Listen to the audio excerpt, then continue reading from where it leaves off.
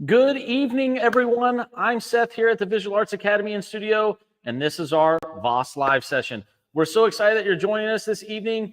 We've got Chad Nuss, our other instructor, who's going to be joining us here shortly as he wraps up one of his wonderful classes that he does on Saturday evenings. He's going to be joining us here soon. Hopefully you're jumping in, you're diving in with us. The whole goal of VAAS Live is to create, to paint, to do a lot of artwork, to get your sketchbook, get your drawing pads, get whatever it is that you're being creative with, whatever you're working on, get that in front of you, and let's just have a good time creating together, discussing everything from art history to techniques to just random thoughts. Last week, we got into a whole thing about our favorite movies and some inspirational movies, and it was an absolute blast. So thank you guys for joining us today. I'm actually going to be working on my second portrait of one of my daughters, my oldest daughter here, and I've got my underpainting done here in raw sienna. I've gone with a little bit more warmer tones on this. And basically, I've decided that I'm going to go back into the same technique that I used for my painting of my daughter, Cora, which is an old grisaille process where I'm going to block in everything in tones, black and white tones. But instead of using black, I'm actually going to use raw umber. I like the raw umber a little bit more. So I'm going to begin on this tonight. Chad's going to be working on a drawing. We've got a whole bunch of really good stuff coming up here in the next couple of hours. So make sure you get your sketch pads out, get your paintings out, get your sculpture out, whatever it is that you're working on, and let's create together. Let us know that you're here. Give us a like, subscribe, or a share. We're so excited to continue to grow this community, and this is just a great, fun time for us in the evening. So thanks for jumping in. Thanks for joining. Let me know you're here. Let's ask questions, and I'm going to dive in and get started. I'm going to let you guys kind of see this here. So I have created, I'm going to hold this up. I've got my color palettes here already pre-mixed, and so I've taken some time and created these value scales. So this is just raw umber and titanium white. And I've gone in, and with oils, the pre-mixing is really great because it allows me to have access to those pigments and those colors right away. And in this process here, what I'm going to do is I'm going to work this dark to light. So I'm actually going to drop in my darkest values first, really hone in on that, and start really then molding from there. Once that's solidified, I'll go in with a layering process or a glaze process, very similar to what I did with my previous painting. So excited you guys could join us. Bova Haven Soapery, so thanks for being here. DC Watercolors, thank you guys. Jasmine, so great to see you. Good to see you on here. Let us know if you have any questions or comments or anything like that. Chad Nuss is going to be joining you soon. I hope everybody's having a wonderful evening. Here in Louisville, Kentucky, we actually have some nice blue skies. It's really pretty outside, but hopefully we're enjoying some painting time. So thanks for joining in. I'm going to get started and diving in right away. I have my reference pulled up. I've got my content. I'm ready to kind of go in. And basically with this, I'm starting with my raw umber, and I'm going to drop in my darks first. I am probably going to use, if you've ever used one of these are a great tool. This is called a maul stick. And the maul stick, especially as a lefty, helps me place my hand. You can kind of see it here on the second screen. And I can drop in my pigments and my values and not worry about dragging it across previous painted areas or my hand or anything like that. So a maul stick, M-A-H-L, is really great. I have my old one. My daughter found my old one, which was just a dowel rod with some paper towels on it. You don't have to have a fancy one. You can really use just about anything you want as a maul stick to solidify your hand. And so I've got my reference over here of the photo, and I'm just going to start dropping in some of my dark pigments and start adding these in and start building out my values. And this is a larger painting. And so one of the things that one of my instructors and mentors that was a brilliant painter would say is make sure you use an appropriate size brush. There's no reason to come in with a number 2 or number 3 round on a painting this size with some of these larger areas. And so I'm using a nice larger brush to drop in some of these pigments and really start getting some coverage. If I'm using little meticulous brushes, it'll take forever and it won't be good. So I'm making sure I'm using appropriate brush sizes for that. Also, too, if you're interested in this, I'm adding a little bit of oil to my pigment to really make it a little bit more fluid. It's a little thick. My raw umber is a little thick here, and so I'm adding a little bit of that oil to really let it move around and get some coverage on it because it was a little thick, a little bit thicker than I was hoping for. So I've got that. I added in some linseed oil into that. Now, the great thing about my underpainting or imprimatura is that I have a toned canvas now. I'm no longer working on a stark white canvas, but also too, I've already blocked in some ideas of where my lights and darks are. So I have a good idea of where I want some of those lights and darks to be. That doesn't mean I have to hold fast to it. I can make those adjustments and changes, but it gives me a good indicator of where I want those values to be. And I started really nice and loose with it. And so being loose with it allowed me to just make some decisions on the fly. Again, I have my reference photo that I took of my daughter, which I absolutely love, but I'm going to paint my own painting. I'm not just going to paint that photograph. I'm going to do a painting of my reference. I'm going to be better than my reference. I'm going to make sure that I can create something that I'm happy with as a painting rather than just replicating a photograph. So thanks for stopping by, guys. Give us a like, share, ask some questions. Let us know you're here. It's so wonderful to see everybody that's jumping on. We are now also streaming live on X. So we're super excited. We have been on Twitch, Facebook, Instagram, YouTube, but we're actually now live on X as well. And I think our instructor, Chad Nuss, is joining us here. I'm going to go ahead and get him plugged in here, guys, get him added onto this, and hopefully he'll give us a nice, good old hello. Hey, can you all hear me? We got you loud and clear, bud. Good to see you on. Awesome. Thank you. I'm just getting everything, all my cameras figured out, all that kind of stuff. So. Dun, dun, dun. I hope you guys have got some materials out, the sketchbook in front of you, and you guys are excited to be creating with us. Dun, dun, dun, dun, dun. I missed all your intro part. What were you Yeah, just talking a little bit about the painting process here, going through it, and really also mentioning, and you and I were discussing this the other day with a couple of our students, is we have our reference photo, but we're not, unless my goal is to be photorealistic, I'm not just holding to that reference exact. I'm going to use my abilities as a painter and a storyteller to pick and choose what I want from that reference to achieve what I'm trying to achieve. And so I don't want to just paint this reference of my daughter exact, perfect, but I want to use it as a guide. And I think that's really important, is that you don't become so structured by that you become restricted by it, if you will. Yeah, that's great. Yeah, I totally agree. In fact, I'll be using a reference photo for what I'm going to work on here in just a second. Which is what? What are you going to be working on?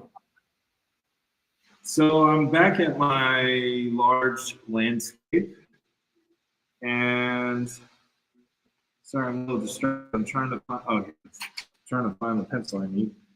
Yeah, so I'm starting on a different area of my large landscape. I got to a point kind of on the right-hand side where I was working on a kind of volcano scene and that kind of thing. And I just need to spend some time really focused on kind of some of the details and things like that. And it's not that I was like discouraged by it or anything. It's just really hard. And I need to do some serious study time. It's one of those things where it's a little bit difficult to focus on that and talk and do live at the same time. So I'm going to start from a different area. So I'm down in the left-hand corner now. And in this section, it's going to be kind of like large kind of tidal waves or whatever. So I'm just right now just going to start putting in some of the kind of major forms and tones and shapes and stuff like that. So I'm not really concerned about fine detail at this point. I just want to make sure everything is in the place it needs to be before I go back in and really start refining it. So that still takes a lot of mental energy, but I'm able to do that while I'm talking. And this also will help overall picture, because one of the things I go back and forth, and every artist is a little bit different, but some artists would probably argue that in order to tackle a picture, like you really need to work on it as a whole. So, put in your tones for the whole thing together, then go and work over details on the whole thing. And on a smaller piece, I have a tendency to do that. On these bigger pieces, I tend to like spend time in one area and then move to the next area and that kind of thing. But I think it's a good move for me to work in this lower area, this lower left-hand corner, to start putting in some tones, and that'll start bringing the whole thing together. And then I can go back in and start working on added details and things like that. So, absolutely. And it gives me kind of a fresh breath with this, because, to be honest with you, it is so big that I've been working on it for months and months and months, and I kind of haven't really touched it for, I would say probably a month. I haven't really done much with it. And, last week I started doing cast drawing, but the more I thought about it, I was like, I really need to get these large drawings done because I've got two really large ones going right now. This one, and I've got one at my house. And as you and I have talked about it, the frustrating thing about doing a large drawing is it's so long that sometimes you can kind of get burnt out on it or kind of bored with it or whatever. And but at the same time, the reward is so much greater with these larger ones because you spend so much time on it. To actually get them done is quite an accomplishment. So I really want to get this one done. And so I decided not to work on the cast drawing tonight. In fact, I'm probably going to hold off on the cast drawing I just did for a little while because I've got another project that I'm working on, smaller drawings for my future drawing classes where I'm going through a drawing course, which I posted that on Facebook. I've talked about it, but I found a really good resource as far as learning how to draw.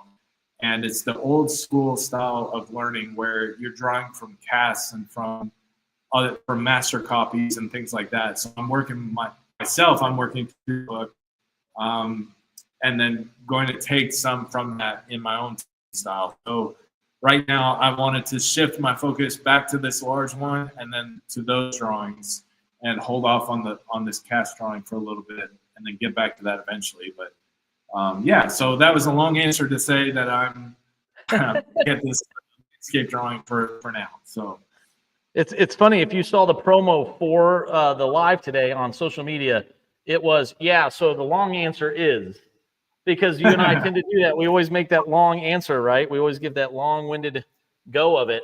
But I think it's really insightful to see, and especially if you're another artist out there that's watching. I think, you just gave a whole lot of nuggets that are really, really powerful about different processes and the way to work. And, everybody has a little bit of a different way. You learn some techniques, you learn some processes from mentors or colleagues or videos, and then you end up finding what works for you, right? And just because it works on one piece doesn't mean you're not going to try something different on another piece. There are times when I bounce around a canvas, a lot. And then there's other times I work from the top right down to the bottom left completely, finishing every little aspect of it. So it is something that you can practice and try some different things. I want to give a quick shout out to everybody that's jumping in. We've got Kevin Mercer, the Canvas A, Mr. Voigt, Grady XR, Leah Melton, all of you guys, everybody that's here. We're so grateful for you. Everybody that's on Twitch, thank you for watching us. And Chad, you may not have heard this, but we are now streaming live on X. So this is our first episode live on X today, which is great. So hopefully you're joining us from Facebook, from YouTube, Twitch, X, or Instagram. We're so grateful you guys have joined us. We're going to keep painting. We're going to get going in here, and hopefully we're going to see some really good progress today. Yeah, I hope so. I definitely want to kind of define some of these waves and just kind of give it a layout so I know where I'm going with it. Right now there's a lot of chicken scratch over here, and so I just kind of want to figure out where some of these major elements are going. So that's kind of my goal for today. And I'm hoping to get in some of my darks. I'm hoping to really kind of start defining some of these dark areas, really hone them in, really get them locked in, and then that way I can begin this. I didn't know if I was going to do the grisaille process on this, Chad. I kind of thought I might just go more direct pigment, but I fell in love so much with the grisaille process from the Cora painting that I realized, no, wait, I want to go back in and I want to do this fully. And I really felt like it slowed me down a little bit. It forced me to really evaluate my values. And I think that the overall feel of the Cora painting, the previous one that I just finished from our live sessions, is so much stronger from a unified palette perspective. It has this element to it of this softness, this layering that I thought was pretty well executed. I'm very pleased with it. And so I want to make sure I achieve that in this one as well. You had started off the other question about asking what I was working on. The reason why I started there is because we were talking about using reference. And so in this area, I am using a reference and waves. And what I did was I did a Google search for images of waves, and then I picked out some that I really like. And so you can see I'm using them on my phone here just to see what a wave basically looks like. I'm not going to use this photo, I'm not trying to recreate this photo exactly on here, so it's not going to be like realistic or anything like that. But it just gives me a general pattern for how waves work, and then I fill in the details that fit my piece. So, you know, reference is great. I mean, I think I definitely encourage people to use reference, especially if they're trying to go for a more realistic, but even in their fantastic works, if they're doing, whether it's like fantasy art or comic books or, you know, whatever it is, like reference is really helpful because it gives your unreal pictures kind of a real feel to them. It really, yeah, I don't know how, I can't really say it more than that, but yeah, so. So I was just going to say a good example of that in comics is the great Alex Ross. Yeah. You know, he would photograph friends and models for his beautiful work, right? Because it gave him a sense of realism. Now but if you look at his photo references, you're going to see they're very different than what his actual final product is, right, Chad? But it gave him a sense of grounding in reality. That whereas if you're just coming up, no matter how good you know anatomy, right? No matter how well you know anatomy, there's a certain level of realism that comes from actually having a model and a reference that that Alex Ross is able to achieve. If you haven't watched any of his live streams or seen any of his videos, guys, it's absolutely phenomenal to watch him work, and the speed at which he works is just unbelievable. But his process is absolutely spectacular, and I think he's a perfect example of being able to take a reference and then go beyond that, especially in the comic world. Yeah, another artist that does that is I think I'm getting her name right, Fiona Staples, who did the Saga comic books. And I've seen some pictures of her behind the scenes work, and she does the exact same thing, where she'll use roommates or family members, friends, and take a bunch of photo references as kind of the starting point. And then she'll use that and then use her own style of coloring and different details and things like that to make it her own.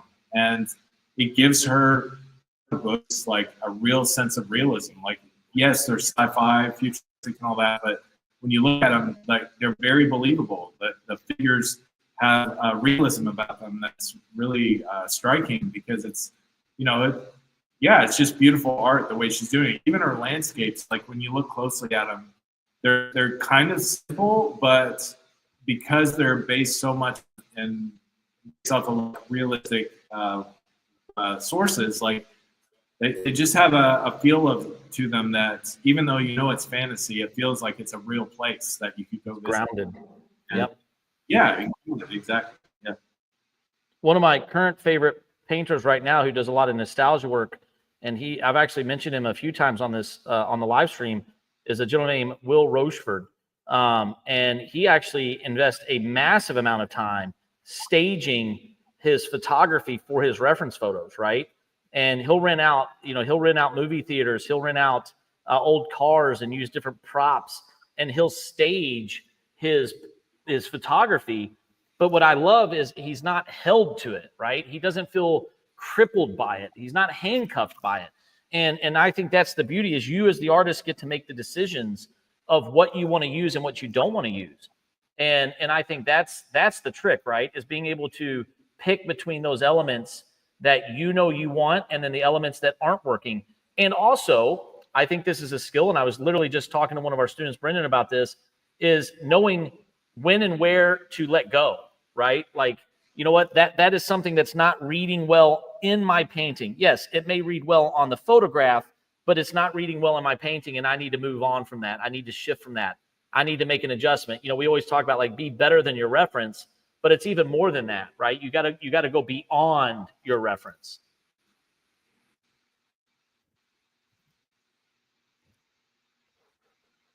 And I think a lot of times people get scared to go beyond their reference. I don't think they trust themselves enough. And I think that's the confidence that comes from years of practice, and or just the idea of I know what I'm looking for, and I know when I get there. You know, when people ask all the time, Chad, well, how do you know when to stop working on something? Well, you got to get to a point where you feel comfortable in knowing, okay, I could probably keep working on this for the rest of my life, but I'm satisfied with the results. I achieved what I wanted to achieve for the most part. And do I want to continue to invest in this piece, or do I want to move on to the next piece, right? Am I going to get more by moving on to my next work of art, or do I want to stay here and continue to work on this one? At least that's my take on it, right? Is what's going to benefit you most as a creator and as an artist, and where are you at? Yeah, I've always found as well that if I'm working on a piece and it just seems like the more I touch it, the more I've got to fix something else, or I'll fix one spot and then another spot that I think looked great, and I've got to go back and fix that, and then I realize like I'm touching this way too much. I need to just let it kind of be where it's at, and that's a really hard. I feel like a really small window of when to figure out when a piece is done. There's definitely a time and a place to work and rework an area, but there is this small window where if you go past it and you keep working it, you kind of ruin the piece a little bit, to be honest with you. Like, you just can't recreate that freshness that you had originally. Yep. And so I think that it takes years of experience to have the wisdom to know when to step away from the piece and say it's done. And I think it also takes a great amount of patience to know that, if you finish a piece and you're not 100% happy with it, it's okay, because you're going to start another piece. Like, you're going to have a chance to go and try things in other pieces. So you shouldn't really like put all this weight on every single piece that you're working on. Just use it as a stepping stone to know that every piece is not going to be perfect. So that means that whatever you haven't achieved in one piece, well, then use that as a springboard for the next thing, so you can continue to get better and improve. I agree wholeheartedly, my friend. Well, good. Well, I think it goes back to, what's my favorite, the encoder imparo statement, right? Like, you should always be learning. And sometimes learning comes from moving on. Really. I mean, moving on to the next piece and trying it again and doing something a little bit different. And if you just continuously get hung up on one piece, oftentimes you don't move on to a different skill or a technique, right? You stay in that realm. And but there is also a time and a place to say, you know what, I want to keep working this one. I want to come back to it. And I think that's okay too. But I think really, trusting your instincts of knowing, like you said, when to stop, that's huge. Because overworking is a very serious thing, right? Like, overworking is a problem.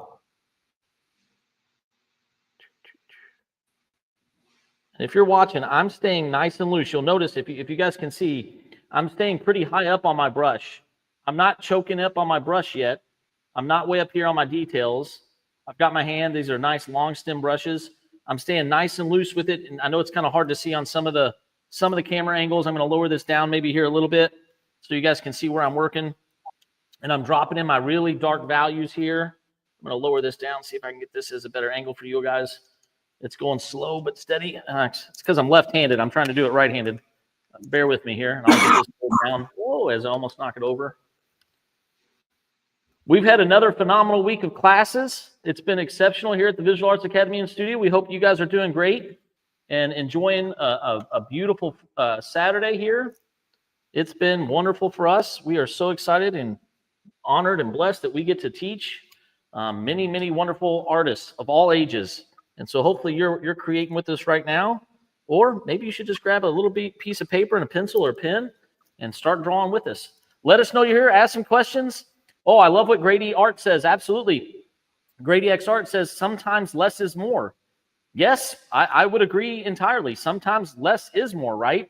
We were just talking earlier, Grady X Art, about implied shape or implied line. Sometimes less is absolutely more because you're letting the viewer create that or come to the conclusion of that shape or that line. I absolutely love your comment. Thanks for chiming in on it. I would agree. And Chad, I think you would agree with Grady X Art as well, wouldn't you, sir? Yeah, absolutely. I mean, that's I've said before, that's one of the things that I love about charcoal, for example, is that for me personally, when I use charcoal or bind charcoal especially, I draw like a painter, and usually what that means is I'm a lot more loose with the edges, with the contour drawing, and with the shapes and forms. And I sometimes will leave portions of the objects unfinished, or to imply that the object is there, because then the eye can fill that in. It just gives it a kind of a mystery, or like it lets the brain fill in the gaps like you're talking about, and makes it a picture, I think, a little more enjoyable to look at sometimes. So yeah, I definitely agree. Less is more. Well, and I think there's more to it than that. I think it's allowing a viewer to participate in the creation of it, right? Because you're allowing them to finish that line or to finish that shape. And so in their mind, they're engaging with it rather than just a viewership. Their mind is creating it along with you. And I think that's a very unique concept, right? I mean, how many people talk about all the time, the painting, the eyes of the painting are following me, right? I feel like it's interacting with me, and it stimulates the brain in a different way than if everything is just spoken for, right? Not that that's not beautiful and wonderful all in itself, but I think when you engage the viewer in your creative endeavors, it's a whole different experience, if that makes sense. I think it provides a whole different experience for the viewer rather than just taking it in. They're actually, in some fashion, kind of creating the painting along with whatever's left there for them to create. And I think that's incredibly interesting from a conceptual idea.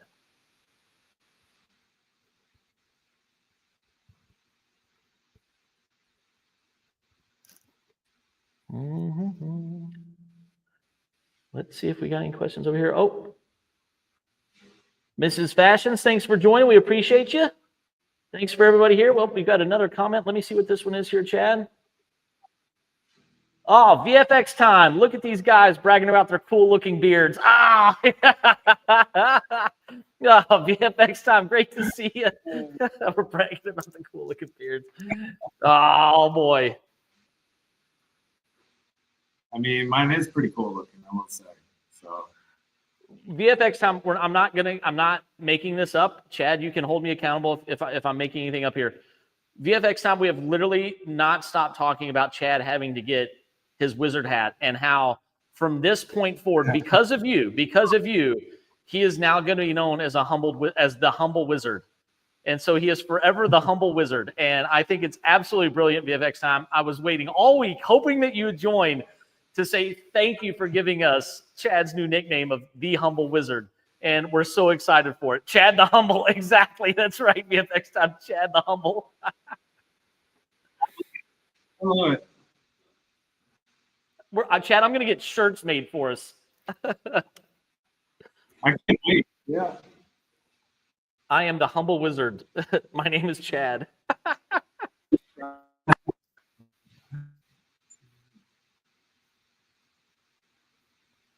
VFX time, I hope you're having a great Saturday. I hope you're doing well. Thanks for joining us again. It's always wonderful to see you. We are working, if you guys are just joining, which it looks like we got quite a few that just jumped on. So again, I'm Seth Jones, co-founder and lead instructor over here at the Visual Arts Academy and Studio out of Louisville, Kentucky. We teach art lessons, fine art lessons of all kinds of stuff. And actually, VFX time, great. He was asking, what are we working on? And so what I'm working on now currently is a portrait of my oldest daughter. I finished my portrait of my second daughter. I have 3 daughters. And this is now going to be the grisaille process of my newest oil painting. And so I'm dropping in all of my darkest darks here first in raw umber over top of a raw sienna imprimatura, or underpainting, if you will. And so that's what I've got going on. I'm really excited for these portraits pieces of my daughters. And we've talked about this on some of the live streams in the past, where I really am trying to capture these moments in their life, of their age and their growth. And one of the things that we talk about with my daughter Everly here is that she always sleeps like a pretty princess. All my other daughters, you go in, their hair's all over the place and it's messy, and they sleep kind of like me. But Everly always, for years now, has always slept like a pretty princess.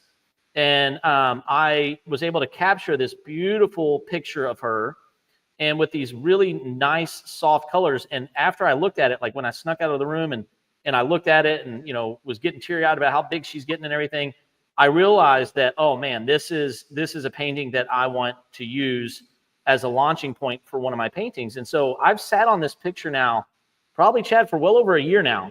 And I started with the core painting, and now I'm moving into this one with Everly. And VFX time, this is oils.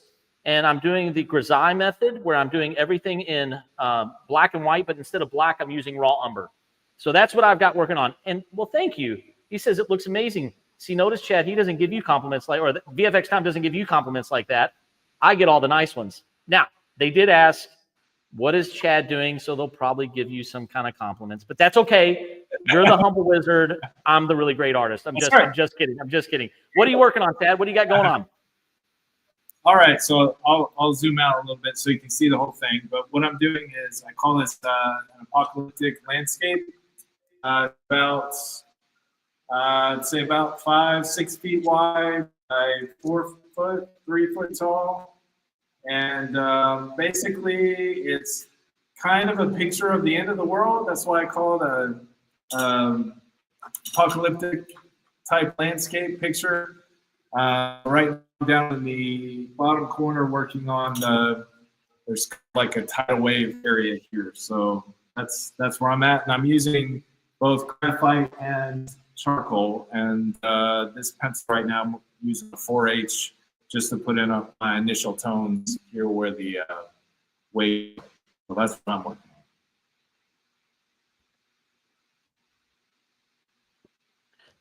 Now, there's been something really unique about what you've been working on, Chad, and I think it's really interesting. We actually have quite a few students that ask and engage about this. You're blending charcoal and graphite. How has that been working? Yeah, so I started with this intentionally to be graphite or pencil drawing, and as I got into some of the darker areas, you know, especially with the softer leads, leaves kind of a sheen or a shine over it, which that's the con of using graphite. And so I started using a bit of charcoal to matte out those darker areas. And so then I just continued on using charcoal, really liked it, but I like the graphite for more detailed areas. And one thing that I found myself kind of doing towards the right-hand corner, which is why I wanted to take a break from it, is I was getting a little, I don't want to say too loose, but not much detail. I started with all this fine detail up in these mountains, and then, yeah, as you can see up here, I started with lots of detail up in there. And then as I moved over, this part right here is all charcoal.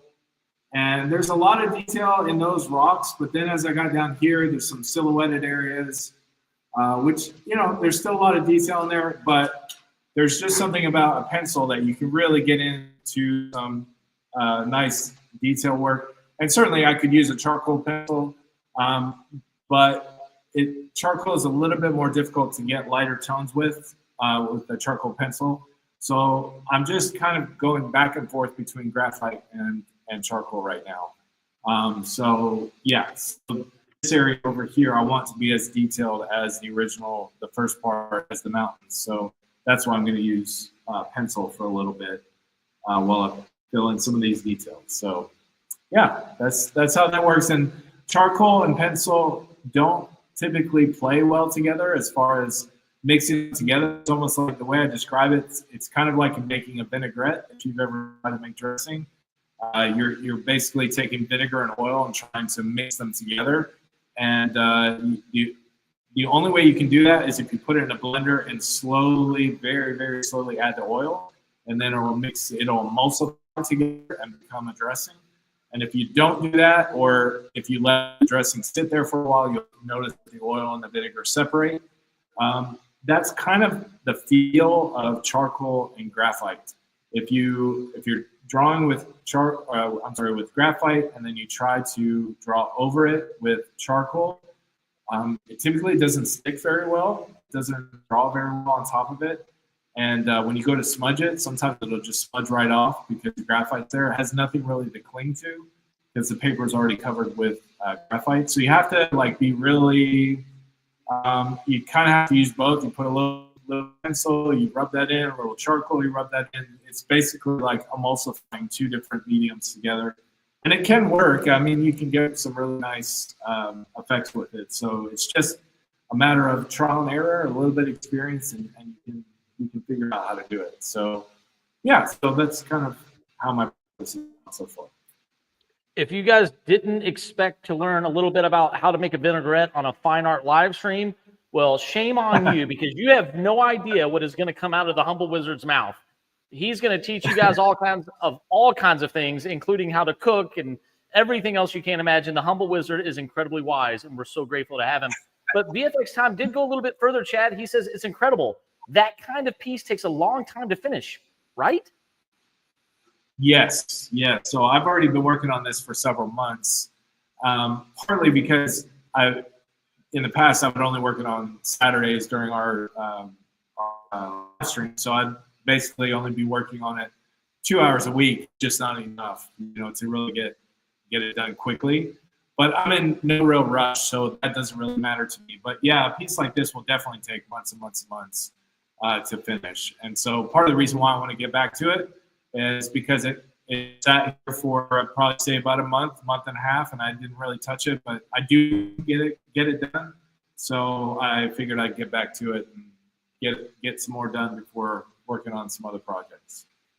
You know, something that's exhilarating to me, Chad, is because we have here at the Academy, I have my studio space here, Chad has his studio space here, and even though you haven't been able to work on it pretty regularly, you walk past it almost every class. You sit in front of it, you lecture in front of it.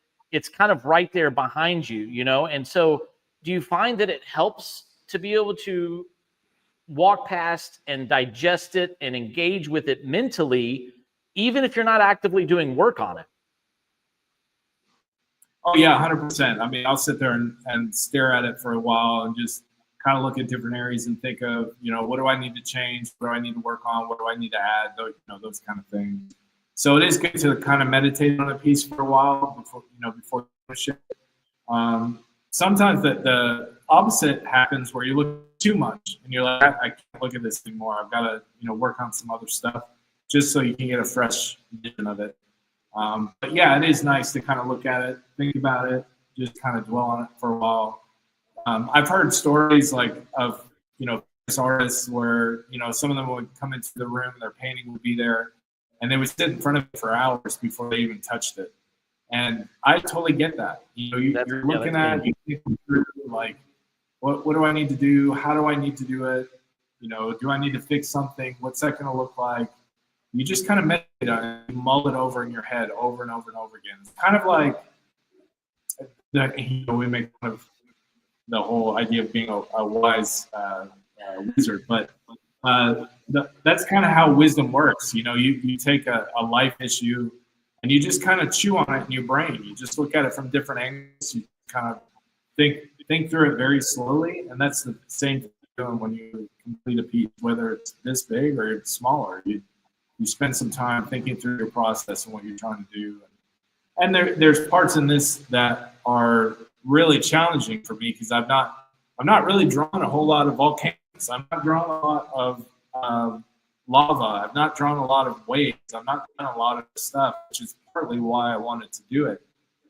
So I could challenge myself to learn some new skills and new textures and composition wise and that kind of thing. So it's going to take some time to meditate and think through how to actually pull this off. So, yeah.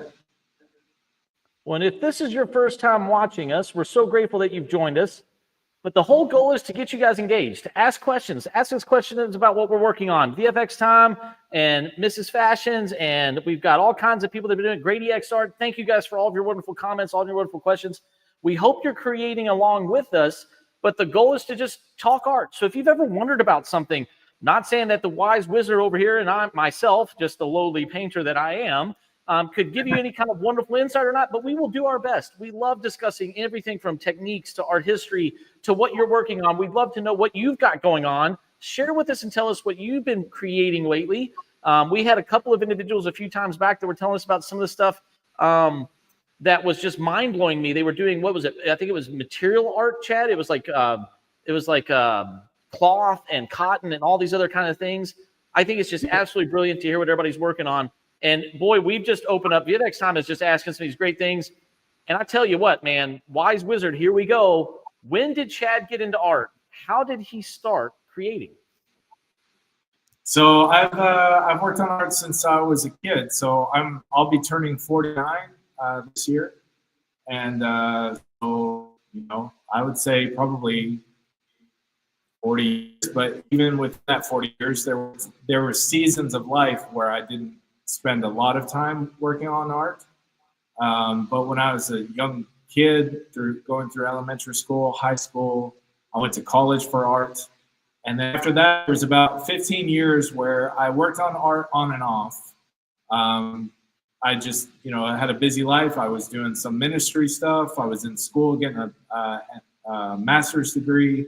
I got married and started having kids. I've got 4 kids. So like that season of life was extraordinarily busy. So I didn't get a lot of stuff done. However, during that period, I did self-publish a graphic novel. So I did get some art done. And then after that, it was recently in the last couple of years that I really devoted myself to doing art on a daily basis. And then the opportunity to work here at the school, at the academy, opened up, which I'm incredibly thankful for.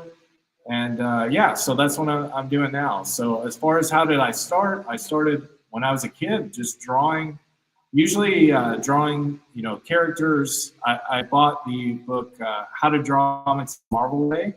Actually, my mom bought that for me. And I remember just sitting at the kitchen table for hours upon hours upon hours, teaching myself how to draw figures from that book. And then from there, working on realism, going to school and getting formally trained, and then just practicing after that. So, yeah. Which is funny, Chad, because we get asked that a lot by a lot of parents. They're like, my son or daughter, they only want to draw this character. They only want to draw that character.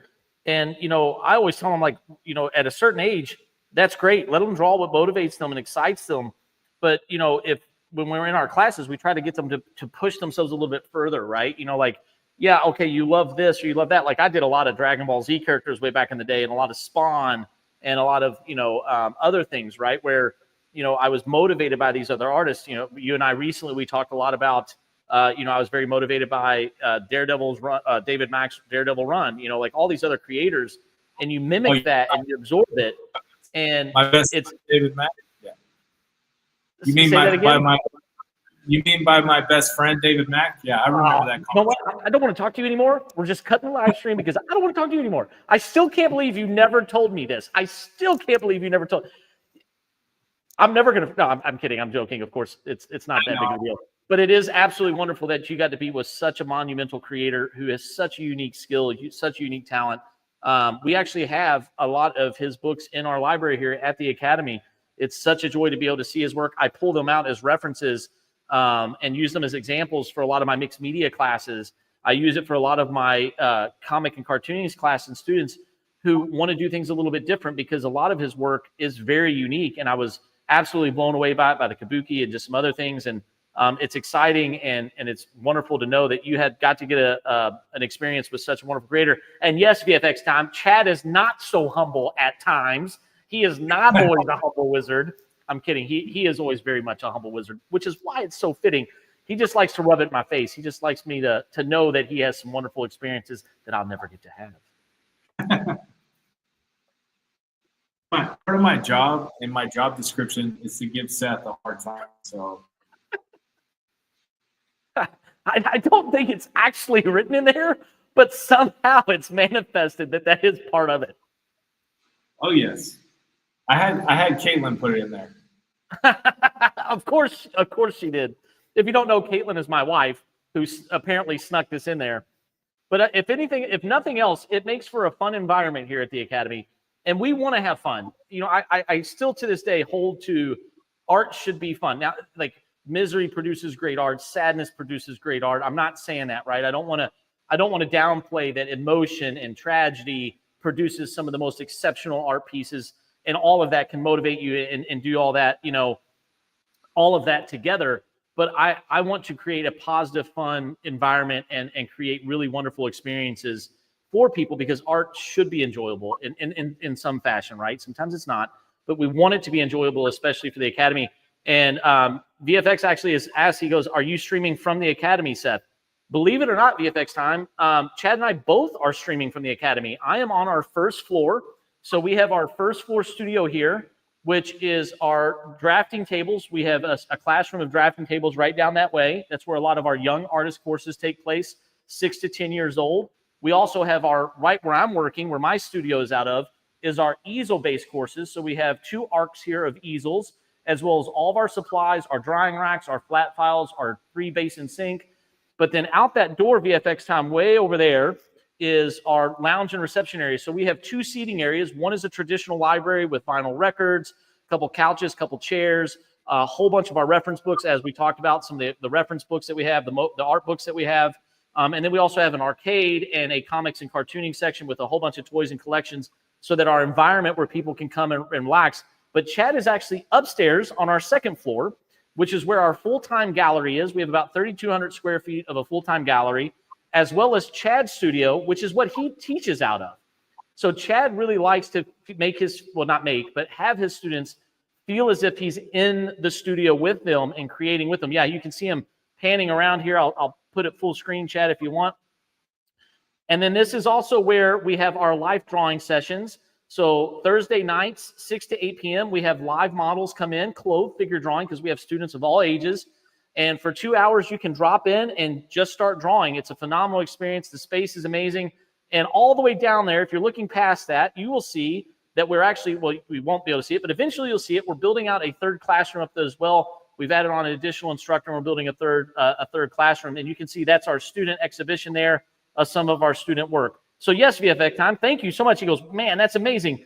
Thank you. We think so too. We're really happy with it. We love this space. We wanted to create a studio and an academy that people just instantly fell in love with, that they could come in and create, feel like it's their home, whether they have a home studio or they just want to be a part of the group here.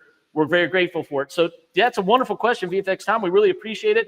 Chad and I are both streaming out of the academy at the same time. We both finished up classes earlier, just about a half hour, 45 minutes ago, and then we jump on the live. And we're going to bring on additional people. We've got other instructors. We've got other guest artists. We've had award-winning painters out of New York, award-winning painters out of South Carolina. We've got a ton of other individuals that we bring on. So it's not just always Chad and I, Chad giving me crap all the time. We do a lot of other stuff. But we're very grateful to be able to do it out there. And I happen to like this space. I think it's brilliant, Chad. Yeah, I love it. I love coming in here. Actually having a studio space is incredible. And then I love being able to teach in that same area. You had mentioned that before. And I just love the model of apprentice or master to apprentice. I love that kind of interaction. And yeah, I just feel like, I don't know. Yeah, I just feel like you have such an impact on the student that way, rather than a formal classroom setting where they can be in your studio with you, see what you're working on, they can see the process. A lot of times when we do assignments, I'll be drawing right beside them, either doing the same assignment they are, or I'll be working on something I'm working on. Yeah, so this place is absolutely incredible to be a part of. So yeah.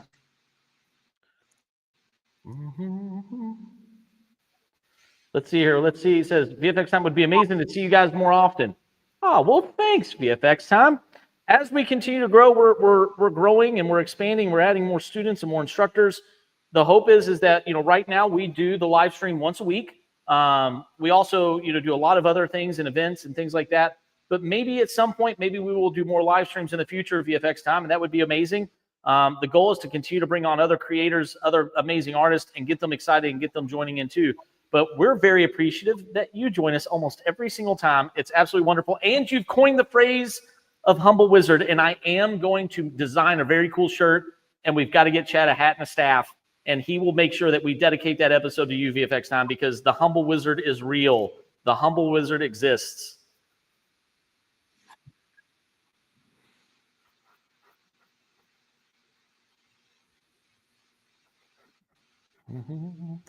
I've got some bigger spaces. I probably could have switched to a bigger brush, Chad, but talking and working, we talked about this, talking and working at the same time can be challenging. So I think using a little bit of a smaller brush allowed me to be able to communicate and not just blop a lot of stuff on there. But I'm going to zoom out here in just a minute and show you guys kind of where I'm at and how I'm going to continue to drop in these darks on this grisaille process. In fact, our door just went off. And if you guys, Chad, if you'll take it away, brother, I am going to step away for 1 second and go check on who that is that just walked in. Sounds good.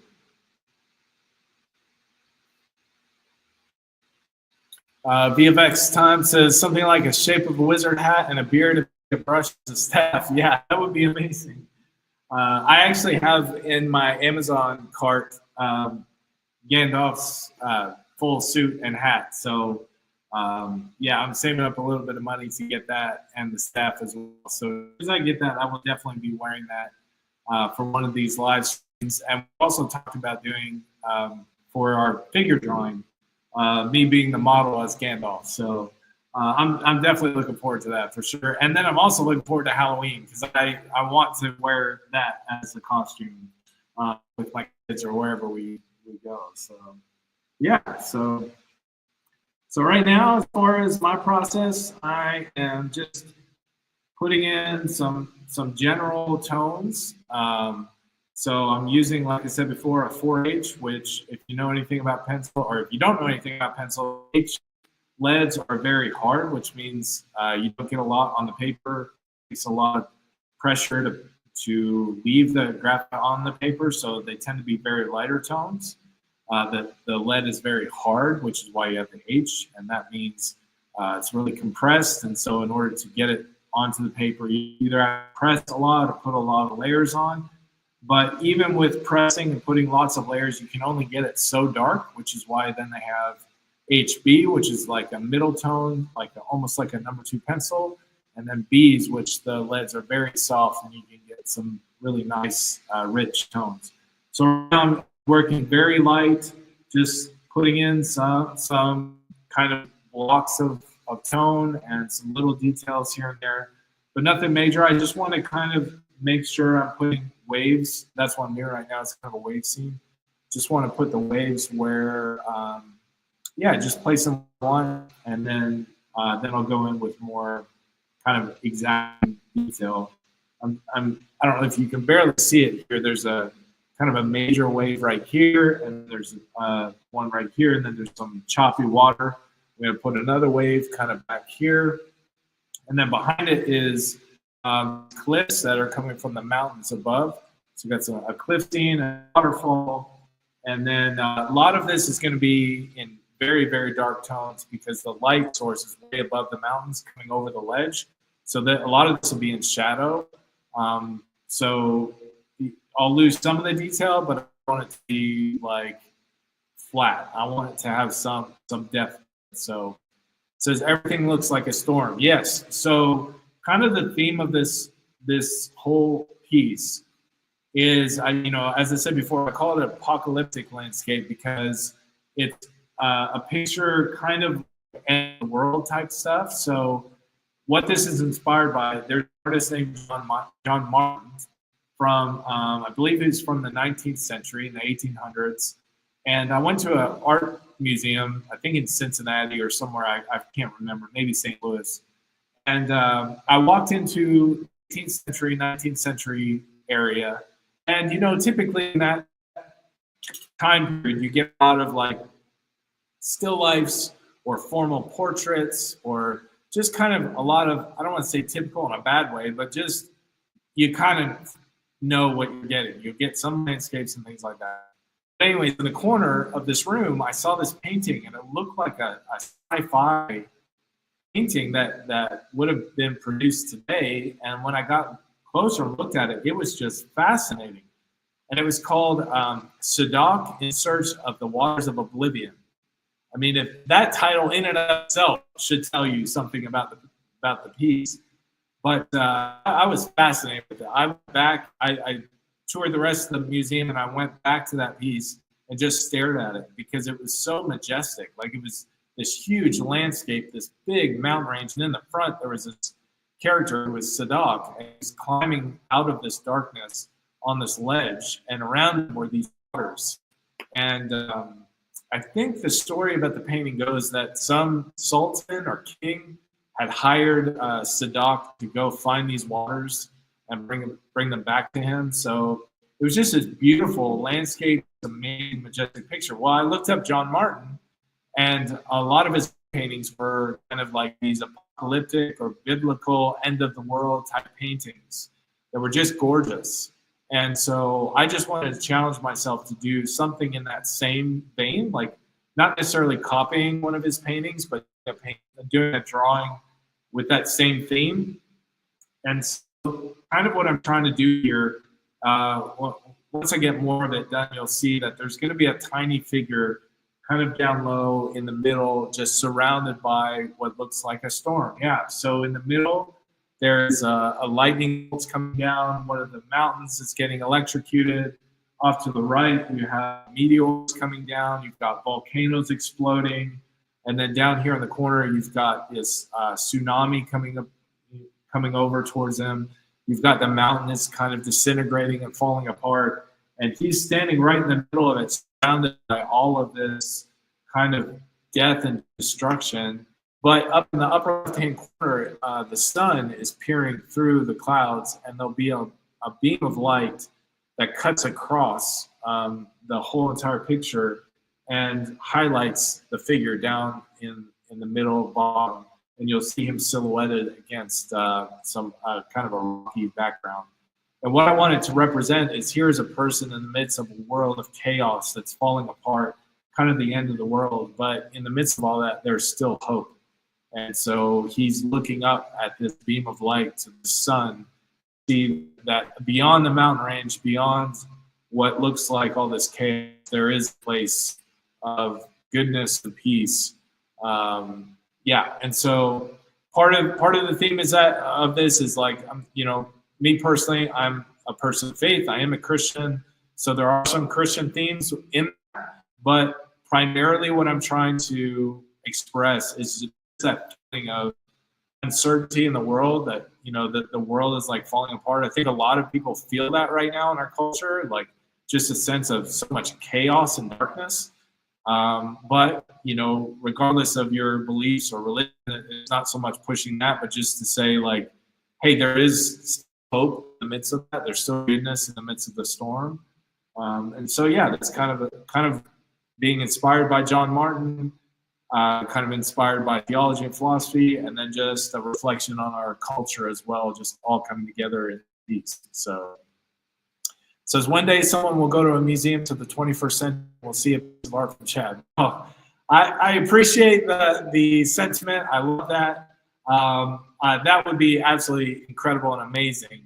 That will probably have to happen after I'm dead and gone, because no one knows who I am. So maybe someday, if this gets discovered, that'd be amazing. But for now, I just create out of my love for art, and like I said before, I do feel like art is a gift that you're given, and it's something that you should steward and take care of and use to inspire other people, to serve other people. So that's kind of my motivation for creating this work. Part of the other reason why I'm doing them this big is when I go, excuse me, hold on.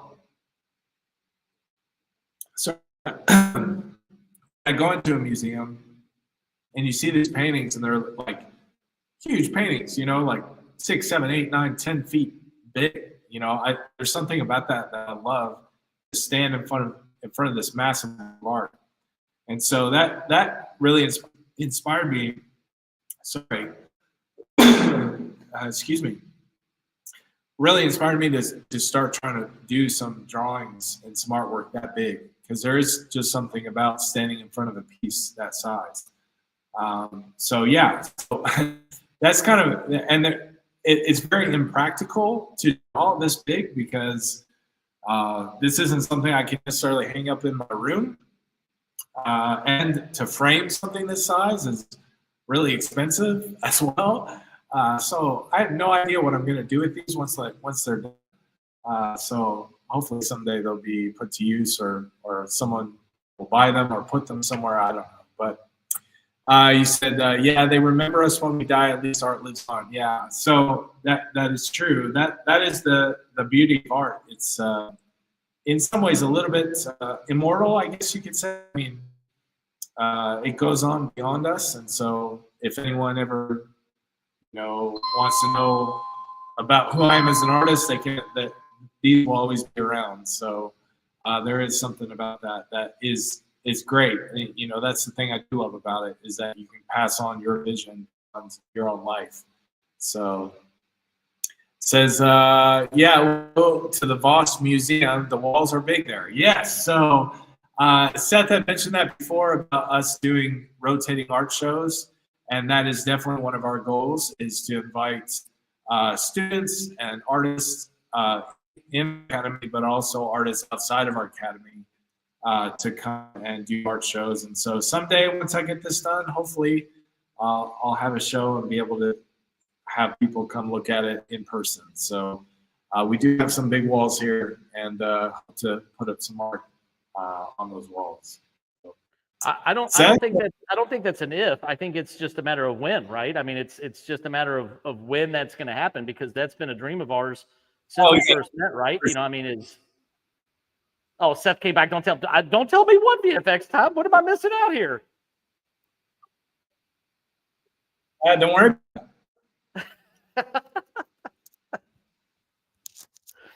Well, thanks. No, I'm just kidding. It's wonderful. We had a whole conversation about you. You had no idea. Oh, man. Well, I hope it was good stuff. I'll never tell. Fair enough. Fair enough. That's all right. Dun, dun, dun.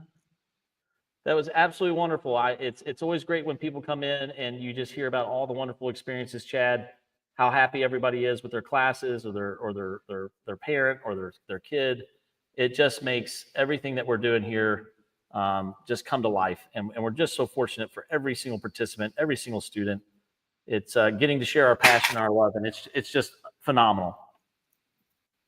That's awesome. So you had, I mean, I have to say online who it was, but so you had someone just give us some feedback, which is nice. Yeah, it was amazing. It was, and they came in and got to see their mother's painting in person, and are just overjoyed with the experience and how much they just talk about it nonstop. And that was just made my Saturday. It just absolutely made my Saturday.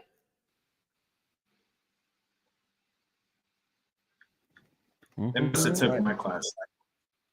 It was definitely a Seth class, not a Chad class. We typically don't get those kind of responses from a Chad class.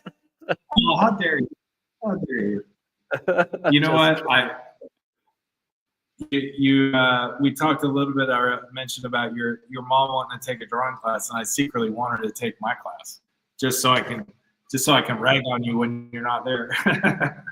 That's so funny. She'd probably join in. No, it was actually, so that's a fun thing to talk about. I recently probably got to teach my favorite class I've ever taught, and it's because my mother took a class. And I've been teaching art for a very long time, and my mom has always told me, Chad, that she had no creative bones in her body, right? She's always said, I can't draw, I can't do this, I'm not a painter. She has two brothers who are artists, that are exceptional artists, two of my uncles, and it was just one of those things where, for so long I kind of believed her. But a couple of her friends ended up taking one of our intro to art sessions here, and she was motivated by them to come in and take this class. And she just completed her 4-week intro to art class, where we do a day of drawing, a day of acrylic painting, a day of oils, and a day of watercolor. And believe it or not, Chad, that drawing day she absolutely loved. She was like, oh my gosh, I actually drew something that looks real. I drew an apple. I drew something that I didn't know I could do. And I was shocked by it. And that's, I think, when she told you she wanted to take a drawing class. But it was probably one of the greatest joys of my life, because we hear all the time, I can't do this, or I'm not an artist, I'm not creative enough, I don't have any talent, art's not for me.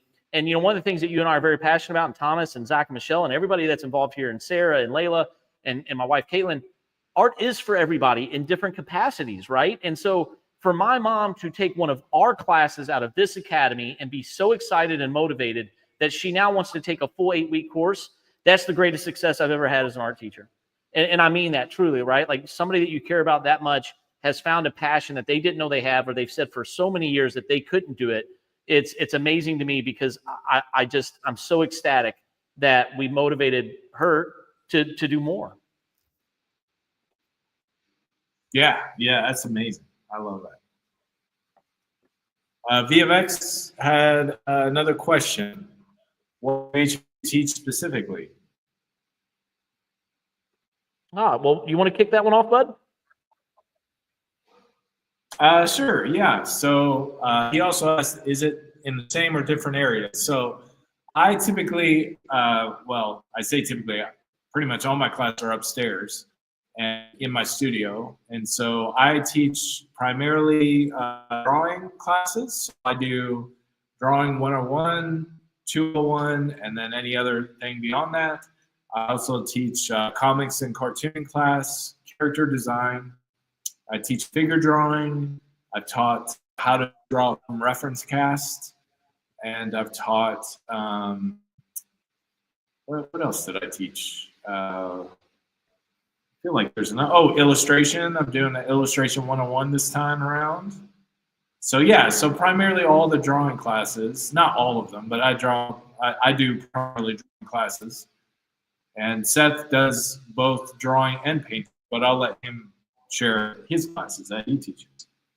Yeah, so I teach, again, we kind of split the drawing 101 classes, which I think is really great because even though we both have a lot of different skill sets, the way that you teach those skill sets VFX time is very different, right? So there's certain things that you'll get out of a drawing class with Chad that you may not get with me, even though we have a core curriculum that kind of holds us in the same grounding, right? So we're making sure we have consistency and knowledge base. You get to experience something completely different from each instructor. I teach a lot of our watercolor classes currently, our acrylic painting classes, our oil painting classes. I also do a mixed media class as well as a character design and illustration. My bachelor's degree is in illustration and my master's is in sequential art. So we do a lot of the kids classes. I do a lot of our young artists, which are 6 to 10. And I teach them acrylic painting.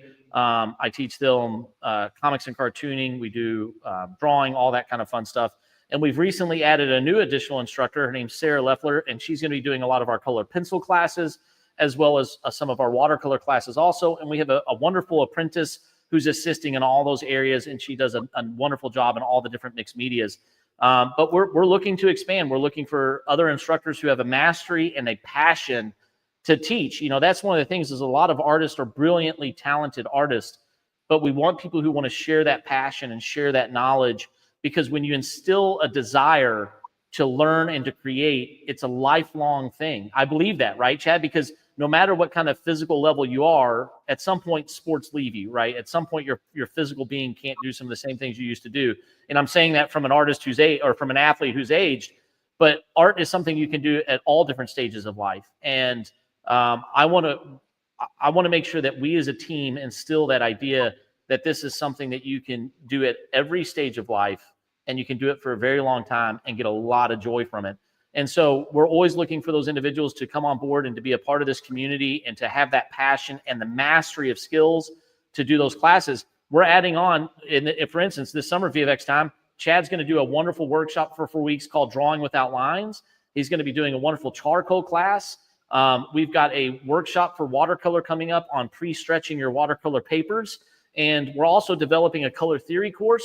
I also teach an art history class, which I think is absolutely brilliant. I love the art history. And we're also going to be doing a digital Procreate class here out of the Academy in the fall. So we're constantly growing and expanding what we offer. As long as we know that we have the mastery to give knowledge and skill to our students, we're willing to offer it up because we know there's so many different creativities out there and so many different skills. We just want to create an academy and a studio where people feel comfortable and create and produce exceptional work and continue to grow. That was a long-winded answer. I apologize. And that's the long answer, right, Chad? That's what we say at the promos. And the long answer is?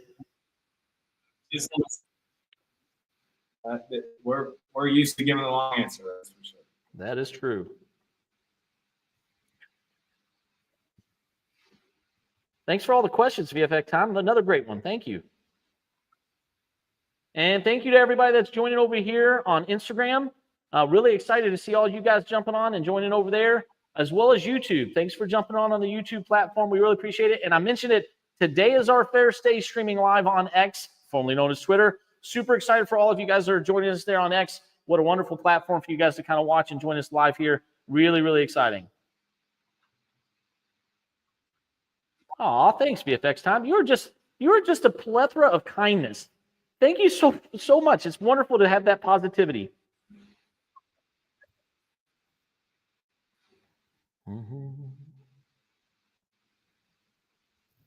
Let's see. I don't know if you guys, I keep forgetting to angle my camera a little bit so you guys can see what I'm working on. I apologize. Zoom this out here. Oh, look at that logo in the window. See the VAAS logo right over here? Ah, I love it. I couldn't have planned that shot any better.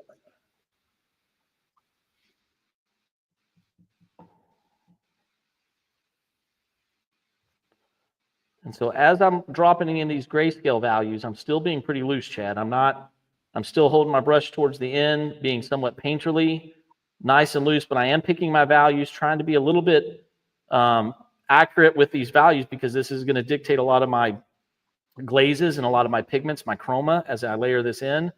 And so I'm really just dropping these in, trying to be as accurate as I can, start building chiaroscuro, start building form and shape and dimension with these values. And so this is going to take some time. I feel like this is an incredibly important step of what I've been able to achieve with some of my paintings lately, and I don't want to mess it up. So even though I'm being loose and painterly, it doesn't mean that I'm being haphazard, right, Chad? You know what I mean?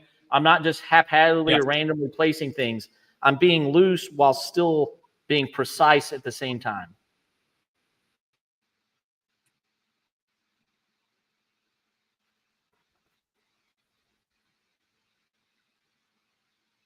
If you had one guest, Chad, one guest that we could ever dream of having on here, who would it be?